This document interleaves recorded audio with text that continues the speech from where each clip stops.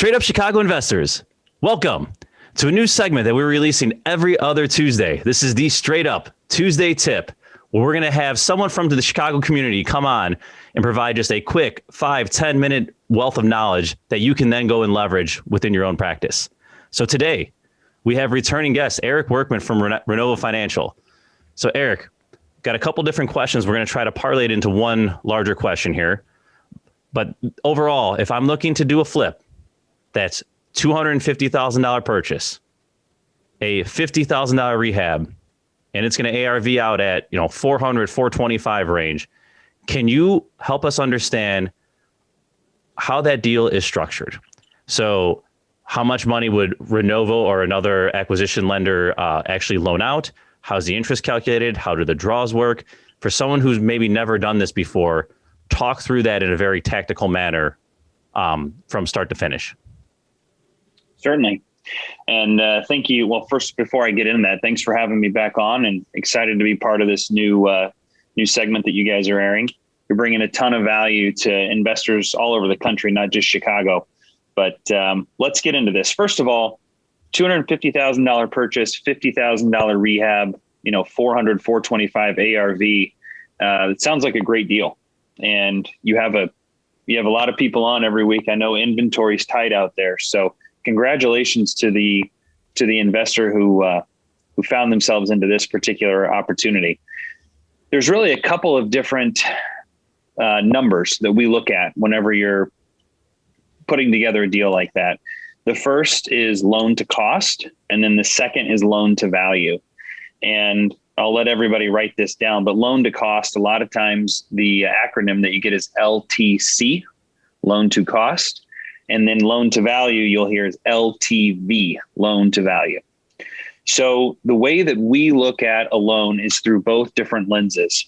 From a loan to cost standpoint, you may pretend I'm somebody who's never done this before, right? So if you're a first-time investor, you have very little experience. The maximum loan to cost that we're going to go is 85%. So we're going to have you put down at least 15% of the cost of that deal. So you said $250,000 was the purchase, $50,000 was the rehab. That's a $300,000 total cost project or opportunity. And we're going to have you put down 15,000 of that. So 15% of that. 15% of 300,000 is 45,000. So you'll be bringing $45,000 to the closing on a deal like that. When you take a look then at your total cost being 300,000, you're putting $45,000 down. Your loan is $255,000. Now, I'd have to grab a calculator, but what's 255,000 divided by 425,000? 60%. 60%. Perfect. So the 425,000 is what we call the after repair value, right? That's the value of the property whenever you're done rehabbing it. And I mentioned earlier, we look at things loan to cost, then we also look at it from a loan to value standpoint. So we just calculated that 255,000 is the loan amount. Divide that by the end value being 425,000, and we then have a 60% loan to value. So you have an 85% loan to cost and a 60% loan to value. From a rehab or construction lender standpoint, that's right down the middle of the fairway for us. It's a very safe, well-structured deal. Now, let's say you're a very experienced rehabber, right? Let's say it's some of the guys that you've had on, or let's say it's even one of you two. The most aggressive that will typically go in a situation like that is a 90% loan to cost, or 10% down. And we can even push up into the 70% loan to value range.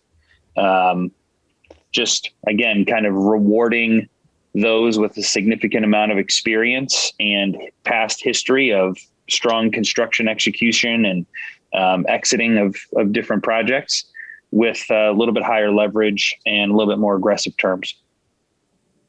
Nice. In a deal like this, is the 45,000 being brought to closing? Is that where the borrower is putting that money up right there? Or is it along the lines of partial at closing, partial along the way of rehab? So with us, you're bringing it at closing. Okay. Yeah, so you contribute your equity from the beginning of the loan. And that's a good question. We'll get into that. So you're buying the property for $250,000, right? You put $45,000 down at closing. And so your effective loan balance at that time is $205,000. But then you still have the extra $50 that's set aside as a construction line for you to draw off of as you progress through the rehab. As far as interest goes on the rehab piece, is that built into the loan amount, or is that on top of the loan amount? It's built into it. Yeah. So your loan amount is $255,000. Okay. Right. Effectively, $205,000 of it is for the purchase, and $50,000 of it is for the rehab. Yep. So on your HUD, you'll have the $205,000 loan, the $45,000 down payment, and then a escrow account of that $50K for rehab. And as you use that, you call Pronovo to get the draw. Hey, we did this, this, and this. You have the inspector come out, and then they reimburse you for the 10 grand, 30 grand, whatever you did each time you call for the inspection. Correct? You got it. When someone's done with the construction piece, what happens at that point? What are the next steps? Is there like a wrap up, or how does that work once construction is finalized? Well, with us, you do a final draw inspection. So, one of the I would say strongest competitive advantages of Renovo is the draw process, the ease and the speed of it. We've got four dedicated guys here in Chicago alone who are going around every day, doing nothing but, walking through projects and doing draw inspections. Each of these guys have, at least a decade of construction experience, plus the fact that they're walking through, 8 to 12, rehab projects a day. So ton of great contacts, ton of great construction knowledge, a lot of tips on what others are doing, and a lot of wisdom in the eyes of walking into a project and knowing if it's not going well, or being able to see things that, could be improved. But we'll say everything's going well in this flip situation here. You can call for a draw really as frequently as you want. I have some clients who do one draw at the end of the project. I have others who take a draw every week. But when the project's done, my guy is Fred. You'll text him, email him, call him. You'll walk through with Fred. He'll have his iPad out with your full scope of work. Check and make sure that everything's done. Fred's a notary, so you sign a lien waiver there on site. It takes a picture of it, hits the button, travels through the air back to the servicing desk here, and then they ACH you your money the next day. It's a really, really easy and simple system. Great. Now, what would give us kind of the rundown in a scenario where maybe initially was going to be a rehab flip, and maybe they decided, hey, this might make better sense if I hold on to it and rent it out. Is this a short-term loan that we're talking about here that would have to be converted to some sort of longer-term financing, or is this something that easily can go into long-term financing? Yeah, so we have clients who do that all the time, right? And really the acquisition and rehab loan can be used for either strategy, whether you're selling it or going to keep it as a rental. The money is effectively the same. Because in this situation that you just mentioned right here, you have a $425,000 house and your total cost is $300,000. So if you get a strong rental applicant and you decide you want to keep it, it's very easy for us in that scenario there to refinance you out of your short-term money and into 30-year fixed long-term money.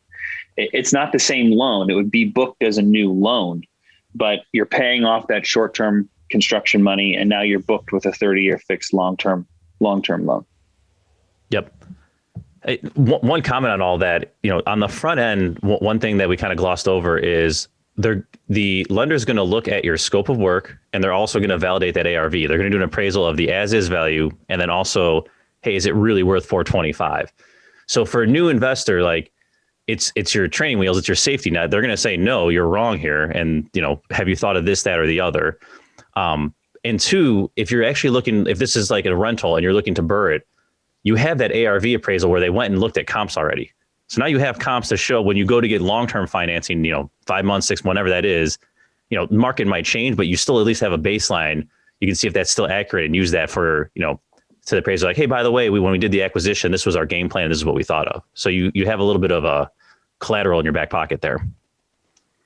Not only that with the comps, but in, nearly every case where the opportunity for the investor to keep it is even a remote possibility, we get rental comps included in the appraisal as well. Yep. So that appraisal will tell you from the beginning, before you even close on it, you'll have an appraisal that'll line out for you what it's worth, and then also what you can expect to rent it for. And if you do decide to BRRRR it, in a situation like that with those numbers, you can get, 100% of your cost back. But are you going to be able to cash flow it for what rents are in the area for the quality of property that you're going to be, finishing up with? Yep. All right, guys, that was awesome. Eric, Tom, for our first Tuesday show. This is awesome. Check back every other Tuesday, and then make sure you're downloading us every single Thursday. And most importantly, make sure you're sharing us with your friends. Check out our Facebook page, and we will talk to you soon. Bye, guys. Thanks all.